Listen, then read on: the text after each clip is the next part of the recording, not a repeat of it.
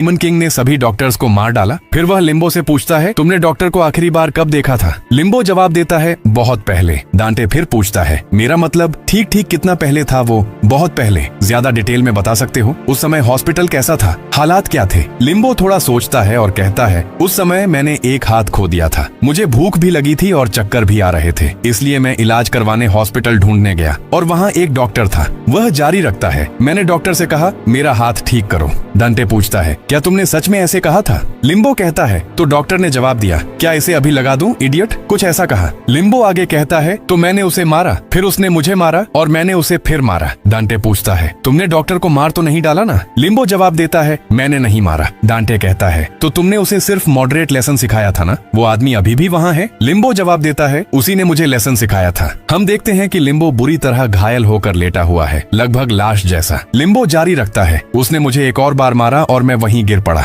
इसलिए अब मैं उसे वापस मारने जा रहा हूँ। मुझे उसे मारना है। डांटे कहता है, तुम अभी कहाँ जा रहे हो? तुम्हें पता भी है कि वो कहाँ है? हमें तो ये भी नहीं पता कि डॉक्टर जिंदा है या मर चुका। वो गांव का चीफ पहले ही कह चुका है कि हॉस्पिटल में अब डॉक्टर नहीं है। लेकिन लिम्बो कहता है, मैंने डॉक्टर की आवाज सुनी थी। फिर हमें कोई दिखाया जाता है जो सर्जिकल सीजर को उंगलियों पर घुमा रहा है, खिड़की के पास खड़ा हुआ। अगले दिन हम डांटे और लिम्बो को डीमन किंग्स कासल के पास देखते हैं, जो नोवा मेडिकल सेंटर है। वहाँ बहुत सारे कैदियों के शव पड़े हुए हैं, बहुत बुरी हालत में। कुछ शव बहुत पुराने और सड़ रहे हैं, जबकि कुछ ताजा हैं, शायद कुछ दिन पहले ही मारे गए। डांटे कहता है, लगता है ब्रेड सेलर्स की बातें झूठी नहीं थी, यह जगह अब हॉस्पिटल नहीं रही। डांटे लिम्बो से पूछता है, क्या तुम्हें यकीन है कि यहाँ सच में डॉक्टर है? लिम्बो जवाब देता है, मैंने बताया ना, मैंने उसकी आवाज सुनी थी। डांटे अपने मन में सोचता है, अब मुझे नंबर 182 की एक और एबिलिटी पता चल रही है। उसके कान बेहद तेज हैं, वह अविश्वसनीय स्पष्टता से सुन सकता है। डांटे पूछता है, वो क्या है? क्या वो डॉक्टर की आवाज है? लिम्बो कहता है, मुझे नहीं पता। डांटे लिम्बो से पूछता है, क्या तुम में कोई स्पेशल टैलेंट है, कुछ एबनॉर्मली सेंसिटिव हियरिंग जैसा? लिम्बो जवाब देता है, मुझे नहीं पता,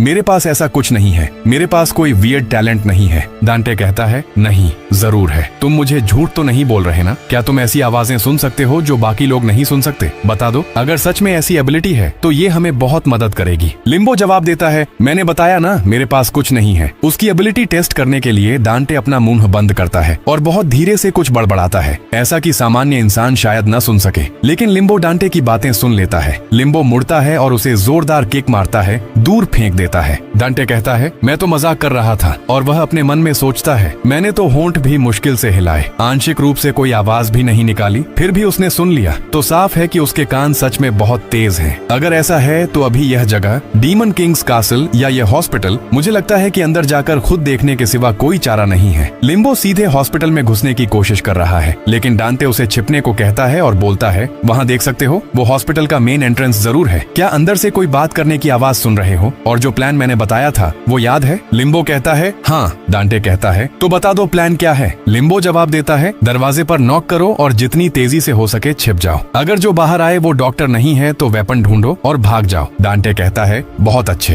तो चलो। प्लान का नाम ring the bell and run. हम देखते हैं कि लिम्बो मेन गेट के सामने खड़ा है। डांटे सोच रहा है, 182 के कान बहुत तेज हैं। वह रामबुटान जितनी तेजी से लगभग दौड़ भी सकता है। अगर 182 ऊपर जाए तो हम सुरक्षित रूप से हॉस्पिटल के अंदर की स्थिति चेक कर सकते हैं। फिर लिम्बो अपने पैर से मेन गेट पर नॉक करता है और तुरंत दौड़कर छिप जाता है। लिम्बो और डांटे दोनों छिप कर देखते हैं कि कोई बाहर आता है या नहीं, लेकिन कोई नहीं आता, कोई आवाज भी नहीं आती। डांटे कहता है, एक बार और ट्राई करते हैं, इस बार थोड़ा जोर से नॉक करो। लिम्बो फिर वही करता है, वह प्रोसेस दोहराता है, नॉक करता है और फ्लैश स्पीड से छिप जाता है, लेकिन इस बार भी कोई आवाज नहीं, कोई बाहर नहीं आता। डांटे सोचता है कि शायद अंदर जगह खाली है। तो फिर लिम्बो ने जो आवाज का जिक्र किया था वो क्या थी? अब लिम्बो खुद ही एंट्रेंस की ओर दौड़ता है, कहते हुए कि इस बार वह ज्यादा जोर से नॉक करेगा। और जैसे ही वह मेन एंट्रेंस गेट को लात मारता है, पूरा गेट टूट जाता है और लिम्बो हॉस्पिटल के अंदर चला जाता है। डांटे चिल्लाता है, नंबर 182, मेरी सुन रहे हो? जल्दी वहाँ से बाहर निकलो। लेकिन अचानक लिम्बो बाहर की ओर गिरता है, जैसे किसी ने उसे उठाकर बाहर फेंक दिया हो। डांटे इसे देखकर डर जाता है और सोचता है कि शायद ये डीमन किंग है। फिर हम देखते हैं कि कोई हॉस्पिटल से बाहर आ रहा है, सर्जिकल सीजर्स घुमा रहा है। डांटे इसे देखकर कहता है, नहीं,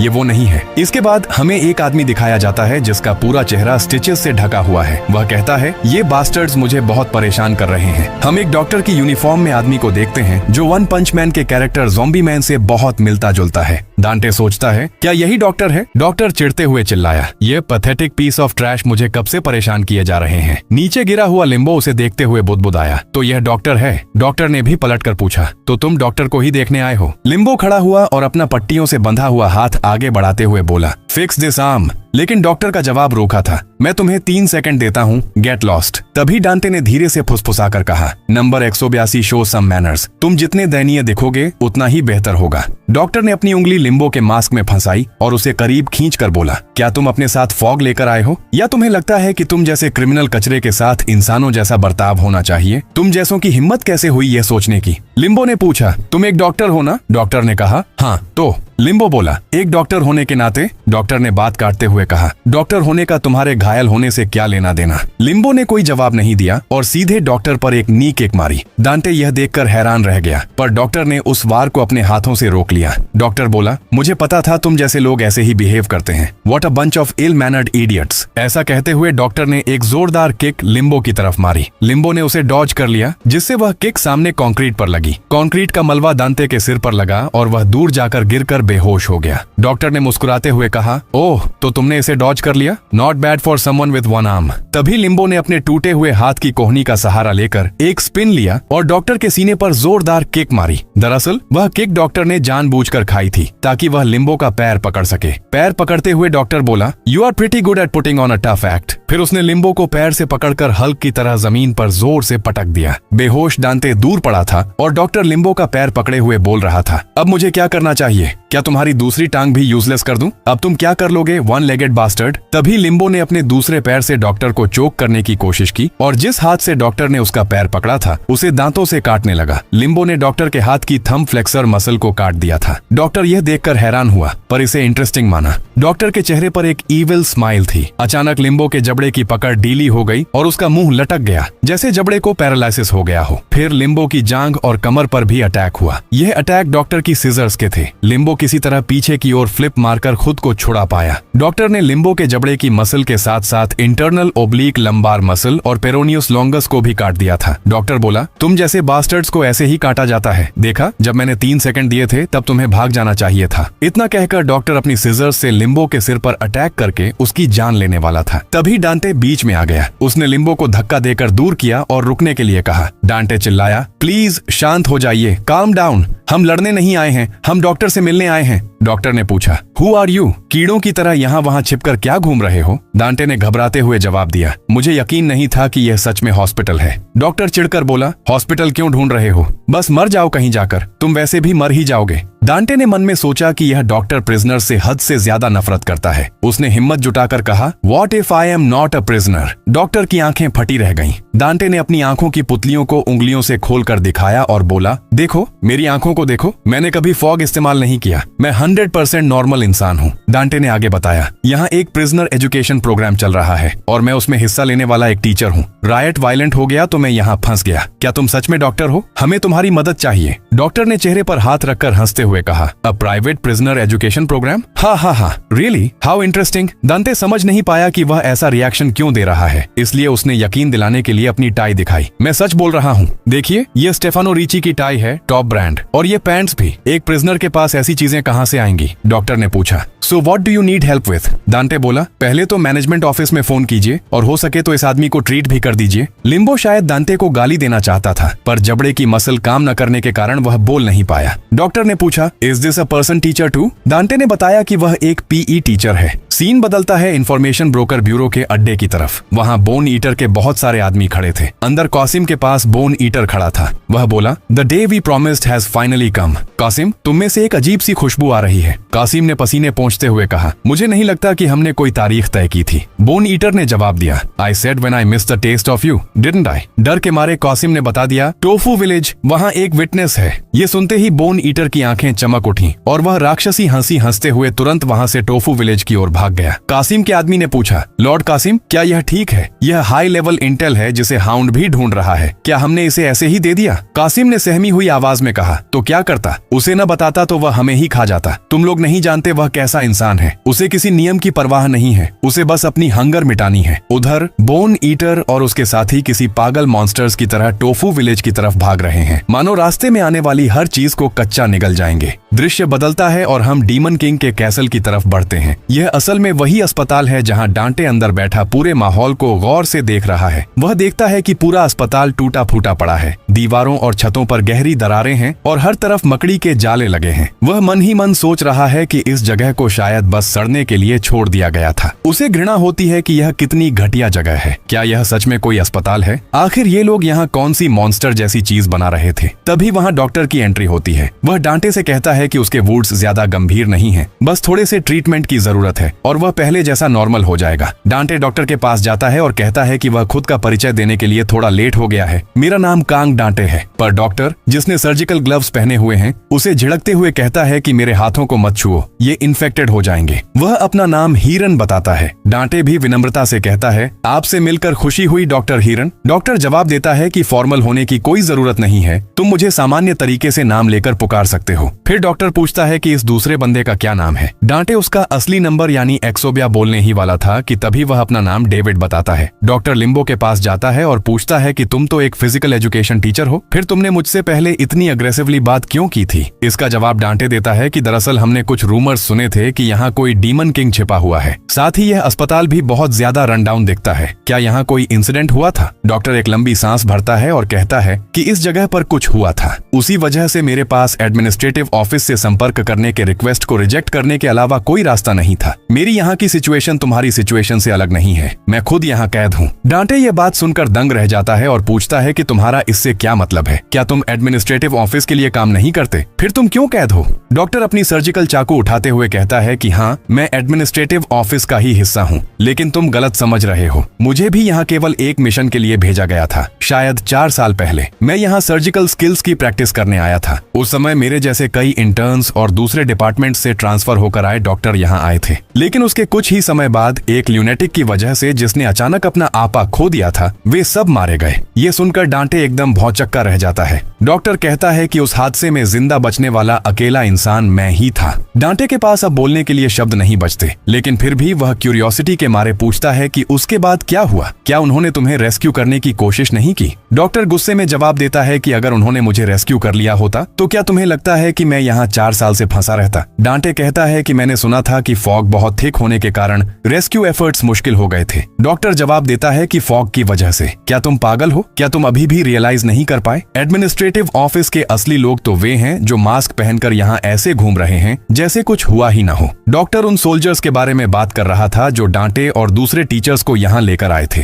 डॉक्टर बोलता है कि ऐसी बात भी नहीं है कि वे हमें ढूंढ नहीं सकते थे। सच तो ये है कि उन्होंने जानबूझकर हमें यहाँ अबैंडन कर दिया। डांटे ऑपरेटिंग रूम के बाहर बैठा इसी सोच में डूबा रहता है कि शायद डॉक्टर सही कह रहा है। जब वे आए थे तब फॉग बहुत थिक था और उनके पास कोई प्रोटेक्टिव इक्विपमेंट नहीं थे। वहाँ मौजूद हर किसी ने उस फॉग को इनहेल किया था। डांटे को याद आता है कि उसने कभी कोई पुराने मास्क नहीं देखे। उन सोल्जर्स ने जो इस्तेमाल किया था वह बस एक साधारण मास्क था। तो फिर वे लोग असल में कौन हैं? क्या वे एडमिनिस्ट्रेटिव ऑफिस के लोग नहीं हैं? तभी डांटे के मन में एक थ्योरी चलती है। वह याद करता है कि कई सोल्जर्स को भी प्रिजनर्स के द्वारा मार दिया गया था। वह सोचता है कि क्या उन लोगों को भी डिसीव किया गया था? वे मुझे यहाँ क्यों लाए? उन्होंने कहा था कि एक टीचर मिसिंग है, लेकिन क्या उन सोल्जर्स को भी अंधेरे में रखा गया था? डांटे को अपना पास्ट याद आता है जब उसे फॉगलैंड जाने के लिए बुलाया गया था। उसे बताया गया था कि एक टीचर मिसिंग है और उन्हें किसी ऐसे कॉम्पिटेंट इंसान की जरूरत है जो किसी भी सिचुएशन में खुद को अडेप्ट कर सके। उसे विलियम कॉक्स नाम का आदमी याद आता है जो खुद को international alliance charter administrative office का बंदा बताता था। वह डांटे के घर आकर कहता है कि एक स्पेशल टीम के लीडर के तौर पर मैं आपसे मिलने आया हूँ मिस्टर कांग। वह बिना प्रायर नोटिस आने के लिए सॉरी बोलता है। डांटे पूछता है कि इंटरनेशनल अलायंस का कोई आदमी मुझसे क्यों मिलना चाहेगा? लीडर कहता है कि यह जगह मेरी इमेजिनेशन से कहीं ज्यादा सिंपल है। वह आगे कहता है कि क्या आप फेमस डॉक्टर्स कांग एडवर्ड और किंग सेलिना के बेटे नहीं हैं? आपकी फैमिली तो लंबे समय से अपनी वेल्थ के लिए जानी जाती है। डांटे जवाब देता है कि वह काफी समय से इंडिपेंडेंटली रह रहा है। तो क्या तुम मेरे पेरेंट्स से रिलेटेड किसी बात के लिए आए हो? लीडर कहता है कि बात वह नहीं है, हम जिस टारगेट के पीछे हैं वो तुम हो,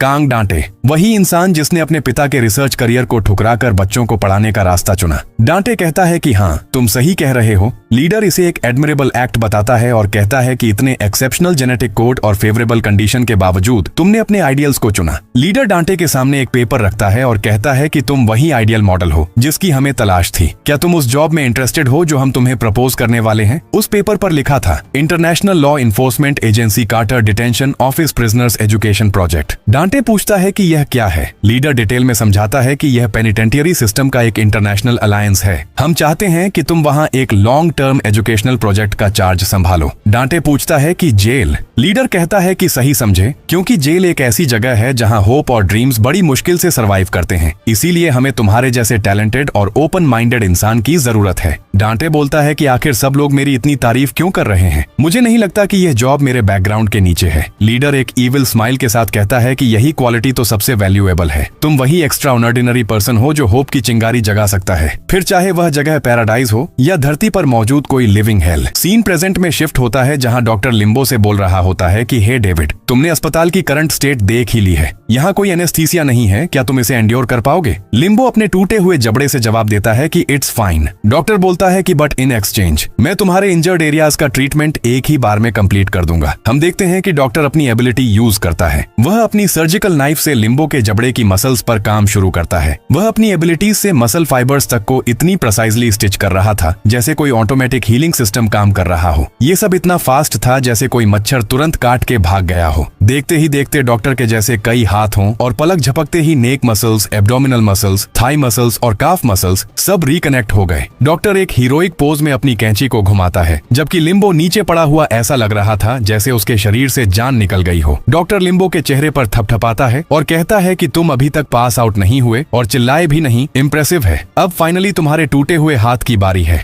ये काफी स्वोलन है और एक्सरे इक्विपमेंट खराब है, तो कैसा रहेगा अगर मैं इसे सीधे ओपन करके ही चेक कर लूं? वह उसे मुंह पूरा खोलने के लिए बोलता है और नाइफ से सूजे हुए हाथ को चीरने लगता है। वह बोलता है कि अपने दांत भींच लो और इसे एंड्योर करो। लिम्बो वैसा ही करता है। डॉक्टर लिम्बो के पूरे हाथ की स्किन को हड्डी तक चीर कर हटा देता है और देखता है कि हड्डी बिल्कुल शैटर्ड हो चुकी है। वह सोचता है कि आखिर इस बंदे ने ऐसा क्या किया था जिससे इसका हाथ इस हालत में आ चुका है। डॉक्टर बोलता है कि पहले मुझे सॉफ्ट टिश्यू की कंडीशन देखनी होगी और इसके बोन फ्रैगमेंट बाहर निकालने होंगे। लेकिन जब वह बोन फ्रैगमेंट निकाल रहा होता है तब देखता है कि वे फ्रैगमेंट खुद ब खुद अपनी ओरिजिनल पोजीशन में गैदर हो रहे हैं और नॉर्मल शेप में जुड़ रहे हैं। डॉक्टर यह देखकर बहुत ज्यादा हैरान और गुस्से में आ जाता है। वह तुरंत ऑपरेटिंग रूम से बाहर आता है। बाहर डांटे बैठा हुआ बोलता है कि क्या सर्जरी ऑलरेडी फिनिश्ड हो गई? हम देखते हैं कि डॉक्टर ने लिम्बो को अपने कंधे पर लिया हुआ है और चिल्लाकर कहता है कि यू बास्टर्ड, क्या तुम अपनी जिंदगी से थक गए हो? तुम्हारी हिम्मत कैसे हुई मुझे ट्रिक करने की और मुझसे उन प्रिजनर्स में से एक का इलाज करवाने की? डांटे मन में सोचता है कि आखिर उसे पता कैसे चला। क्या लिम्बो ने उसे बता दिया?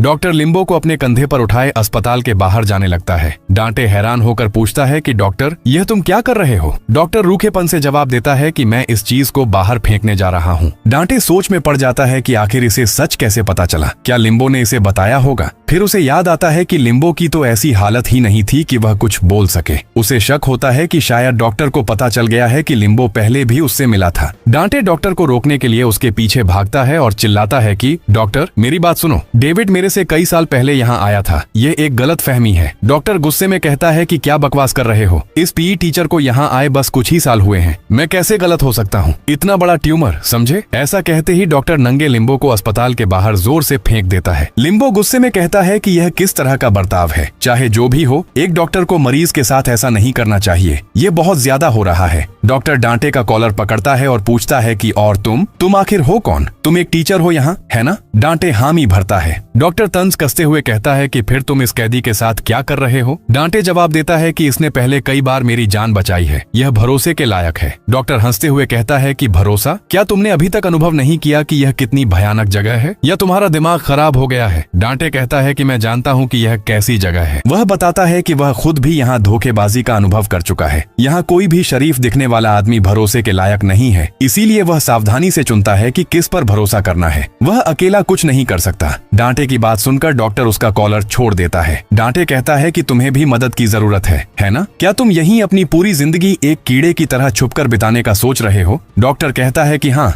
मेरा यही प्लान है। यहाँ के गार्ड्स और कैदी, मैं किसी पर भरोसा नहीं करता। बाहर भटक कर किसी नाली में मरने से अच्छा है यहीं रहना। डॉक्टर डांटे को एक ऑफर देता है कि अगर वह उसके साथ यहाँ छुप कर रहना चाहता है तो रह सकता है। वह उसकी सुरक्षा की गारंटी भी देता है क्योंकि वह कोई कैदी नहीं है। डांटे कुछ पल के लिए सोच में पड़ जाता है और उसे अपने बचपन की याद आती है जहाँ उसका भाई उसे चिल्लाने के लिए डांट रहा था। अंत में डांटे डॉक्टर का ऑफर ठुकरा देता है और अस्पताल के बाहर आ जाता है। वह एक ढलान से नीचे जा रहे होते हैं। लिम्बो डांटे के कंधे पर बैठा है और उसका सारा सामान भी उसी के ऊपर लदा है। डांटे बड़बड़ाता है कि तुम इस तरह पकड़े कैसे गए? क्या तुम इलाज के दौरान चुप नहीं बैठ सकते थे? लिम्बो अपनी लार डांटे पर टपकाते हुए कहता है कि मैंने कुछ नहीं किया। जब डांटे को अपने सिर पर कुछ महसूस होता है तो वह चिढ़ जाता है, पर लिम्बो फिर वही कहता है कि उसने कुछ नहीं किया। लार डांटे के ऊपर गिरती रहती है और वह चिल्लाता है कि तुम्हारी वजह से आज हमारी यह हालत है, अपना मुंह बंद करो। ऐसा बोलते ही वह फिसल कर नीचे गिर जाता है और गुस्से में कहता है कि आखिर इस ढलान पर अस्पताल किसने बनाया? वह कहता है कि अब मैं और सहन नहीं कर सकता,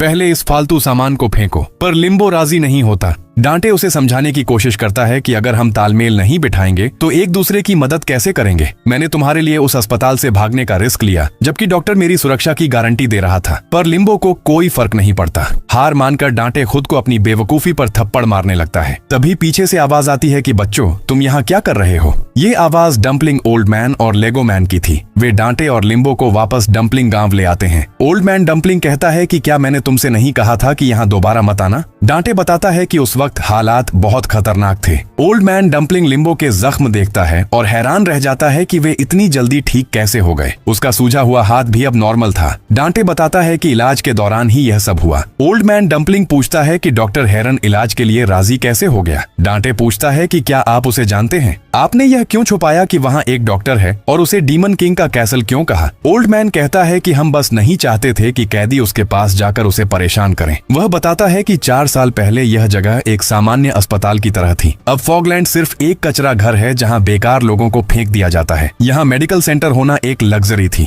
हमें 4 साल पहले का सीन दिखाया जाता है जहाँ कैदी और डॉक्टर शांति से रहते थे। कैदी डॉक्टरों का बहुत सम्मान करते थे क्योंकि उन्हें वहाँ जीवन की कीमत दिखती थी। ओल्ड मैन डम्पलिंग भी डॉक्टर हेरन के लिए गरम डम्पलिंग्स लाया करता था। डॉक्टर हेरन उसे अपनी सेहत का ख्याल रखने के लिए डांटता था, पर अंदर से वह भी इन सब चीजों से खुश था। सभी कैदी डॉक्टरों की दयालुता के बदले कुछ न कुछ लाते थे। कुछ लोग गलती से वहाँ फॉग धुंध भी ले आए जिससे अस्पताल में फॉग जमा होने लगा। यही तबाही की शुरुआत थी। एक रात फॉग के लालच में वहाँ कत्लेआम मच गया। सुबह जब ग्रामीण अस्पताल पहुंचे तो हर तरफ डॉक्टरों की लाशें और खून बिखरा था। मरीज वाले कमरे खाली थे और सारे कैदी गायब थे। ग्रामीणों को लगा कि यह उन्हीं कैदियों का काम है जिनका इलाज वहां हो रहा था। तभी उन्हें एक कमरे के कोने में डॉक्टर हेरन मिला। उसका शरीर खून से लथपथ था। हाथ पैर ऐसे नोचे गए थे जैसे किसी मॉन्स्टर ने खाया हो और चेहरे की खाल तक गायब थी। वह मरणासन्न हालत में भी हाथ में चाकू पकड़े था। जब ओल्ड मैन डम्पलिंग ने उसकी मदद करनी चाहिए तो डॉक्टर हेरन ने नफरत से कहा कि यहाँ से दफा हो जाओ, तुम सब शैतान हो। डॉक्टर हेरन की आंखों में अब सिर्फ नफरत बची थी। हम उसकी कोई मदद नहीं कर पाए। डांटे पूछता है कि अगर ऐसा था तो वह बचा कैसे?